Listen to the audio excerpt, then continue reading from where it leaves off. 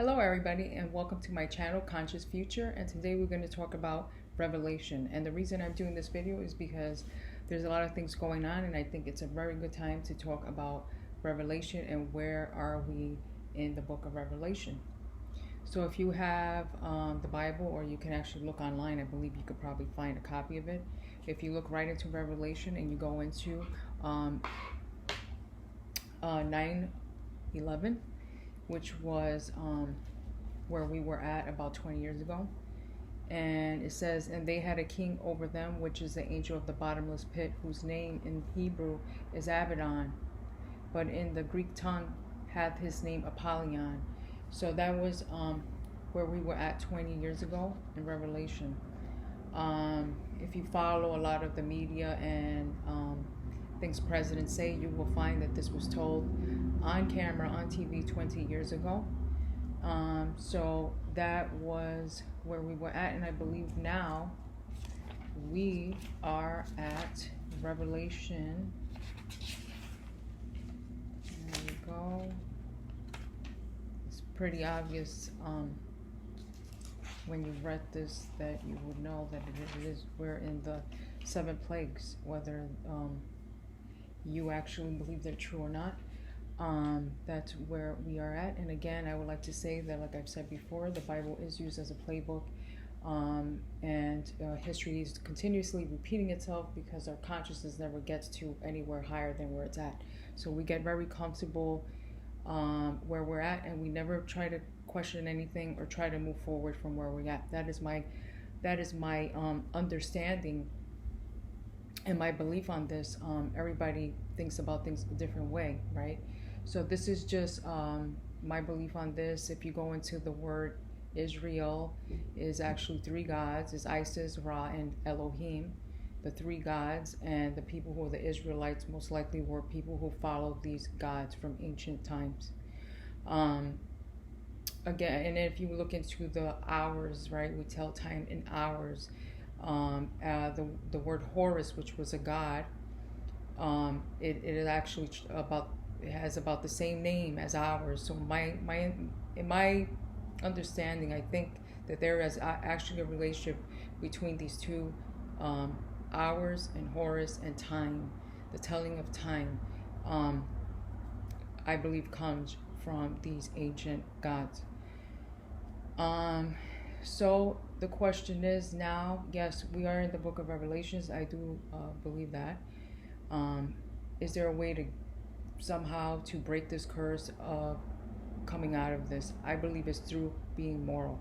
I think that one thing the Bible does show is that every time that the society becomes immoral, that is when the whole society collapses, right? The civilization collapses. There's no morals, which is basically universal law, natural law, right? So those are laws that you cannot break.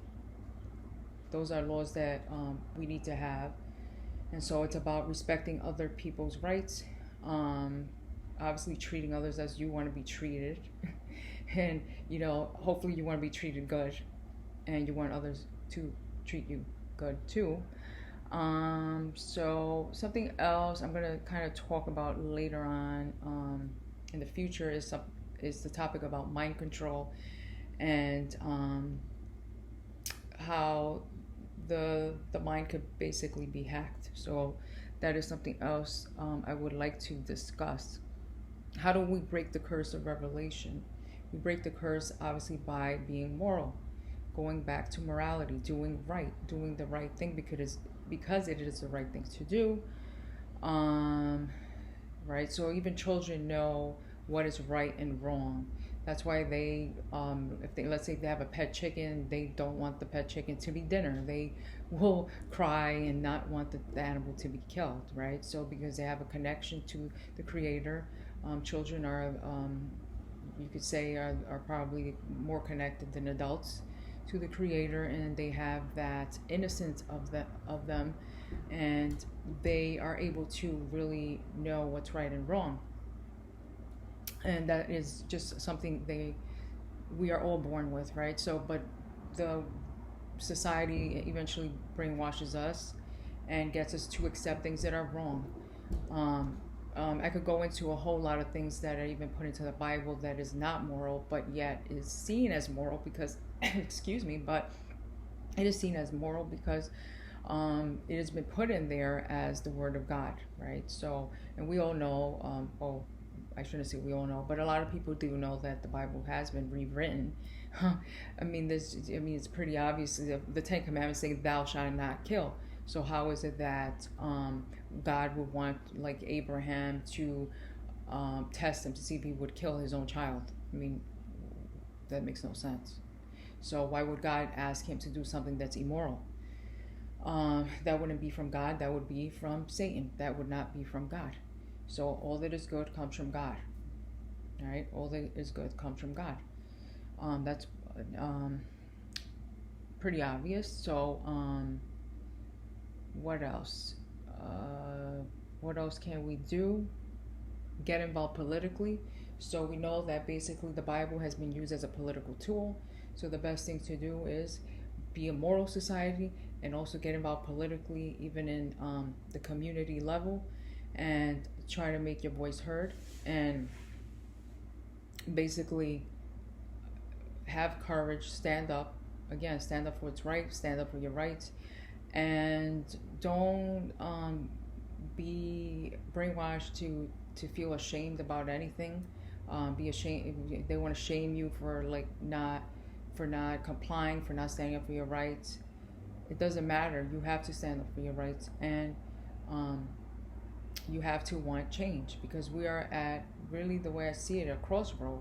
It's either you will allow yourself to be totally enslaved, or you will allow yourself to be totally free. It's one or the other. And we're at that point in time that we have to make that decision as a society.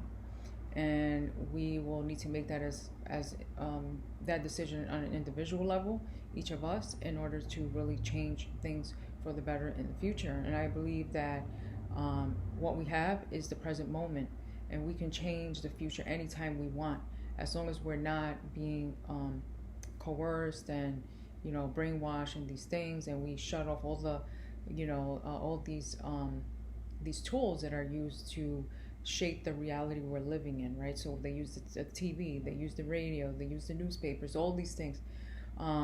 People back in the world wars, they were told it was the end of time, just like they're being told now. So I don't think it's going to be the end of time necessarily. It's going to be the end of probably the civilization, right? This has happened before. It's nothing new under the sun. It's in the Bible also. A lot of things are in the Bible. If we just read it and look through it.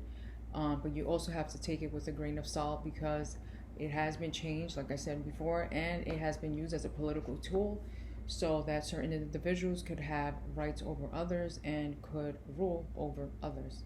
And we know that nothing ever good comes from when people rule over others. That's why America has the Bill of Rights, just so that people have their individual rights, and it's not like a collective kind of shaping the rights for people, because we are all individuals, and everybody has their own beliefs and the way they go about things. So we have to a certain degree respect other people, but at the same time we can't allow other people to trample on our individual rights.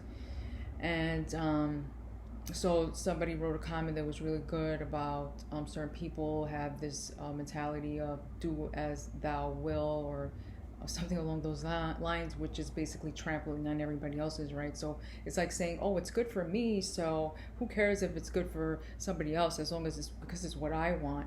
Well, I mean, how about if we all have this mentality, right? So let's just, we're going to go back to an eye for an eye. We're going to go back to that. Then what's going to be left of humanity? Is there going to be anybody left? So anyway, these are things that we have to ask ourselves, and I just wanted to make this video because there's so much things going on at the same time, and a lot of fear going on, and we have to stay grounded, and we have to again look for truth and look for a moral way of living, and just respecting others, respecting other species, respecting life as it is, and you're searching for the good, searching for the good. And the only thing that will keep us around is basically having love. And because without love, I don't think there would be any life, right? So that was what I just wanted to say today. I hope you're having a great day. If you could please like, subscribe, share, or write a comment below, that will help this channel to grow and for me to make more content on this channel. Have a great day, and I will talk to you soon. Bye.